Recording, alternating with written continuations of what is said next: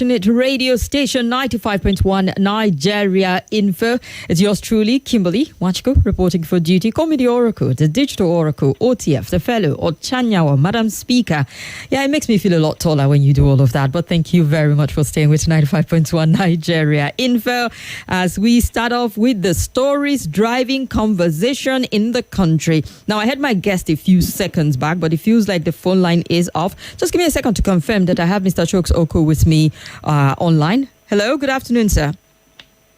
Hi, Kimberly. How are you doing? Good to hear your voice. I'm glad we connected eventually. The phone lines are beeping red, so I thought for 1 second that the connection was really bad.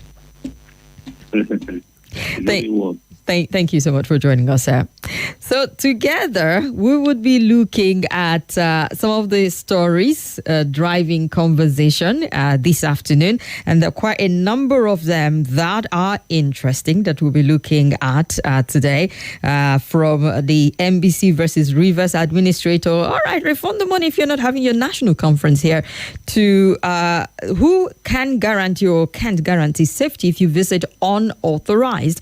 I mean, yes, Father is saying that you need to ensure that we know that you're coming before you come, or else if anything happens to you, you're on your own. We'll be talking about that, as well as we'll be looking at what the plan is for 2027 by the PDP, as the governors are ruling out a coalition and a merger. However, the Atiku faction of it and the Atiku side of it is that we're open to it. So how would they resolve this impasse at this point? Would they allow for a coalition or a merger at the end, or will they not? And will PDP be able to survive without some form of, formidable bloc? These and more we'll talk with our guest as we get right into the big three stories of the day. And just give us 30 seconds. I'll be back to continue.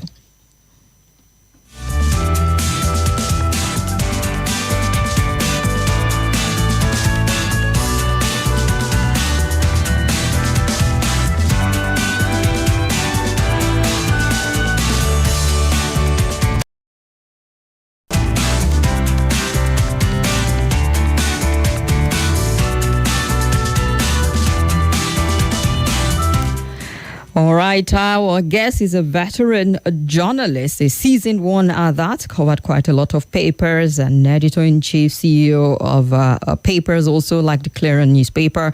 And we're excited to have him join us on the show to look at some of the stories that we are looking at. And don't forget his media strategies also. So, Mr. Oko, thank you so much for making our time to join us on the show. Let's start off with this particular story around the Rivers administrator and the NBA. So they were meant to have their annual conference, which is something they do regularly every year, and then select state. But this time around, the NBA is deciding otherwise in terms of making Rivers State, Port Harcourt their, whole state at the end of the day, even though the arrangement had been made before the state of emergency was declared. But they're saying on principle, we can't hold our annual conference in a place where it is perceived that something unconstitutional happened. And so we're going to move it to Enugu State. However, the administrator is having none of it, saying, well, wasn't money given to you to host this? How are you not returning that money back? NBA is saying, well, it was a gift, not like it was a payment to host it in your state. And so that's why we're not talking about a refund at this point. And then other Nigerians are throwing their weight behind this argument to saying, well, wasn't it given by, the previous or the now suspended governor? And if it was given by him, you shouldn't be in a position to ask for them to return it, which is weird because government is a continuum. It doesn't matter if we're looking at it being a democratically elected government or a temporary administrator holding that space until, proper democratic rule is returned to the state. Not everyone quite agrees with that, but let's get your 2 cents on this. Let's get your perspective, because it has to go beyond 2 cents. Your perspective on this particular one. Do you think the NBA should, at this point in time, send back that check or that alert back to the Rivers State government, saying that they're moving to a different state? Kimberly, thank you very much. However I look at this, but I am on the side of the sole administrator. Now, look at this. The states give out such money the naval conferences hold in their place, so as to market their state, so as to ensure that something happens to their economy. They do it for PR purposes. So if you're not going to hold the conference in Rivers, equity, justice, morality demands that you return that money to Rivers State. If you want to say we will return it until Fubara comes back, that's a different ballgame. But to insist that it was a gift so that I get ahead with it is immoral as far as I'm concerned, because we know several other professional bodies go to states to hold their conferences. And those states sometimes even lobby for it. Sometimes they give that money as an incentive to make the professionals come and hold their conference in their place. So it stands to reason, absolutely so, that NBA should return Rivers money. The state Port Harcourt is now smelling because of the state of emergency. So their money should also be smelling to them. So they should return the money. That is my take. But then, if they are saying it was a gift, and there is no paperwork to prove that it was a payment and not a gift to like sort of encourage them to come have the conference in the state, whatever selling point that is there, perhaps saying, okay, we're not paying you. It's not like we're paying you to host it here, but this is something to support what you're doing. I mean, how do you account for that? Do you still say, all right, even though we've expended this amount of money, that we should send something back that was a gift? Kimberly, you know, there's this street slang that says, if you know, you know. We all know what goes into organizing those professional conferences all over the country over time. And I have been in committees organizing such conferences. It is not as if it's a gift. It's a gift only to the point that, of course, you're not returning it. You spend it while you're there, covering conference, hotel accommodation, feeding, and all that. Like I said, governments do it legitimately to attract conferences to hold in their place. Because those if a conference is holding in your place, you are telling the world that you are peaceful. You are telling the world that you have capacity. You are telling the whole world that people are enjoying your facilities. So it's a way of marketing the state. So legitimately, such money gets paid to conferences. In fact, even before most conferences are fixed, they write letters. The letters are written, and those letters are considered. Teams are raised to discuss with between the discussions hold between A and B. We'll be able to just do this point. We'll be able to do this. But if you now insist that, listen, you give us a gift, we can't return it. It's immoral, because deep down they know what went on before that money exchange, no matter what anybody will say. Because even the Russian governor, quote unquote, Fubara, might even be tempted to join forces in NBA to say it was a gift and this, that, just to discredit the system in place. But the truth is that NBA knows they didn't get a gift. As in, come on, you are holding something, okay, take. No, all right. It must have been a negotiation that said the funds are holding this there to make it smoother so that people can think that we are doing very well here. Take this money. Like I said, it's legally done, and almost all the states engage in such practices. All right, then. So just to put the words of Mr. Obegulu, a senior advocate of Nigeria, he said in the statement that contrary to claims by the administrator of Rivers State, the NBA did not sell the hosting right to the southern state, that they wish to clarify that the decision to host the 2025 annual conference in Port Harcourt was taken in August 2024 and was not subject to any bidding process or payment or any hosting right. The host city has no hosting right, and there's no representation by the NBA that the conference must be held in a chosen city.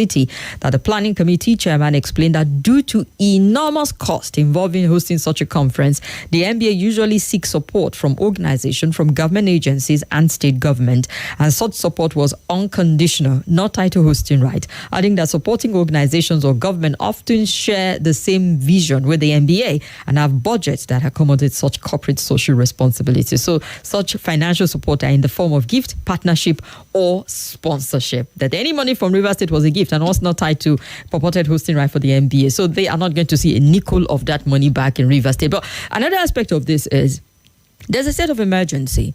The NBA is a reputable organization that should be upholding the law and order of things, in a sense. And if they see a kind of like maybe some bit of deviancy or something that goes contrary to the law, which they should represent, they have a right to make a solid statement and say, we're not going to be a part of this.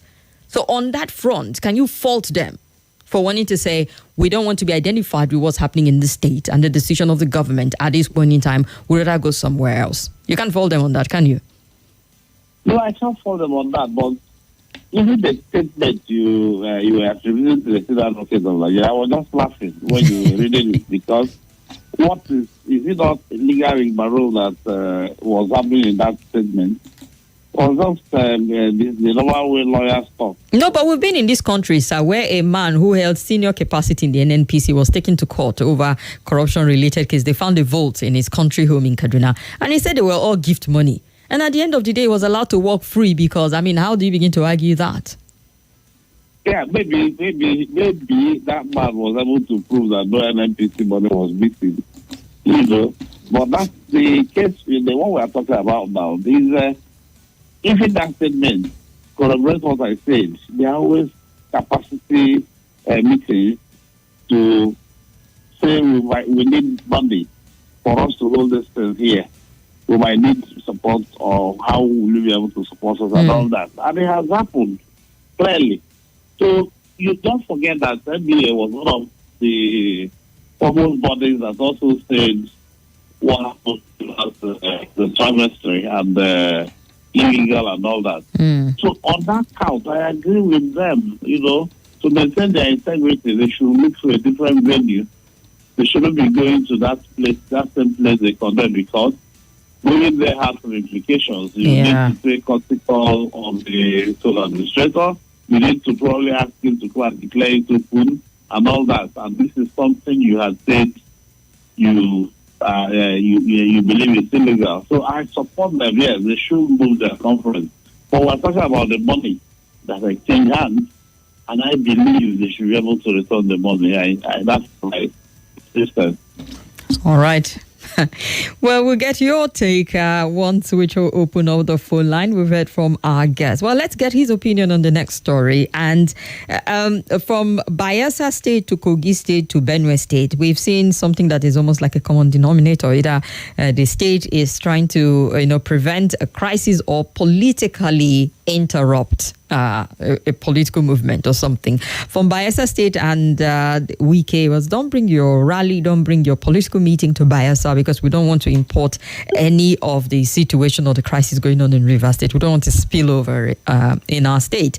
To Kogi State, where we saw the state and even using the instrument of the police to advise the senator, Natasha, in particular, not to come into the state for Eid rally, because they fear that there will be a breakdown of law and order in the state. She went anyway and held a rally anyway, and there was no breakdown of law and order at the end of the day. To Benue State, where we're getting, yes, Father, Governor Hyacinth Alia of Benue State, warning that he would not guarantee the safety of any person or group coming to the state without his knowledge. And he urged those considering such visit to reconsider that decision in their interest and safety. The governor also cautioned anyone planning to visit the IDP camps in the state to get prior approval from the Benue State Emergency Management Agency before embarking on such visits. A statement was put out on Monday by the Chief Press Secretary to the Governor, Teso Kula, with the caption, "Notice regarding unscheduled visit to Benue State." And the Governor wishes to tell the public that he's not expecting any August visitor to the state. We know that Benue State also has been grappling with some bit of security